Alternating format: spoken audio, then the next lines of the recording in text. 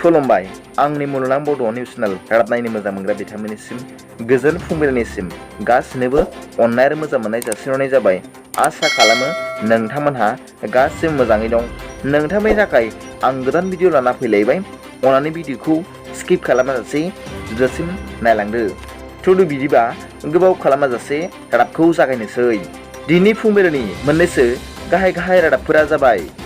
सेथियाव दं Kokrajhar government teacher education college एबा फोरोंगिरिफोरखौ सोलोंथाइ होग्रा एबा फोरोंग्रा कलेजाव मैया गल्डेन जुबिली एबा सनाथि मायथाइ फालिदों होनना खौरां मोन्दों आरो बे फालिथाय हाबाफारियाव बिटिआरनि गाहाय मावफुं सोद्रोमा मानगोनां प्रमद बर' बिथाङा गाहाय आलासि हिसाबै बाथ्रा लादोंमोन होनना खौरां मोन्दों।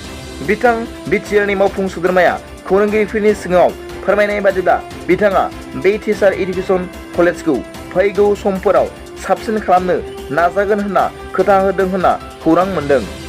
नैथियाव दं चिरां जिल्लानि बेंटलाव जोनोम मोननाय बर'नि फिसा काराटे गेलेगिरि रैसुमै बसुमतारिया फैगौ जुलाइ दाननि 23 अक्ट'निफ्राय 27 अक्ट'सिम गुवाहाटीआव खुंफुंजानो गोनां इयथ अलिम्पिक गेम्स 2022 आव आइजोफोरनि 59 केजिनि काराटे गेलेनाय बादायलायनायाव गेलेनो थाखाय सायख'जाबाय होनना खौरां मोन्दों। मख'जाथावदि रैसुमै बसुमतारिया सिगाङाव काराटे गेलेनायाव देरहानानै ब्रन्जनि मेडेलबो मोनखांबाय होनना खौरां मोन्दों। थामथियाव दं भुटान सिमानि हाबग्रा लामा एबा भुटान सिमानि गेटखौ फैगौ सेप्तेम्बर दाननिफ्राय खुलिफिनसिगोन होनना खौरां मोन्दों। मख'जाथावदि बे भुटान सिमनानि गेटखौ गोबाव सम मुलुगनां कर'ना भाइरास गोसारनायनि थाखाय बन्द खालामथ'ना दोनदोंमोन होनना खौरां मोन्दों। भुटान गेटखौ खेवोब्ला गुबुन हादरफोरा फालांगि खालामनो खाबु मोनसिगोन होनना खौरां मोननाय जादों। ब्रैथियाव दं मैया गुवाहाटीआव फिन 1 लाखसो याबाहा टेब्लेट हमनो मोनदों होनना खौराङाव फोरमायदों।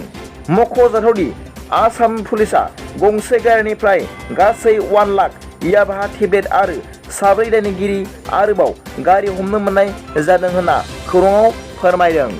फुंबिलिनि मोननैसो रादाबा दा बेखिनिल'मोन। सोरबाफोर आंनि चेनेलखौ दिनैसो गोदानै नायसनदोंब्ला अन्नानै साबस्क्राइब खालामाला आरो बेल आइकनाव थुनानै हो, जाहाथे आं गोदान निउस आपडेट लानानै फैब्ला नोंथांनियाव सिगांग्रो नटिफिकेसन सौहैयो।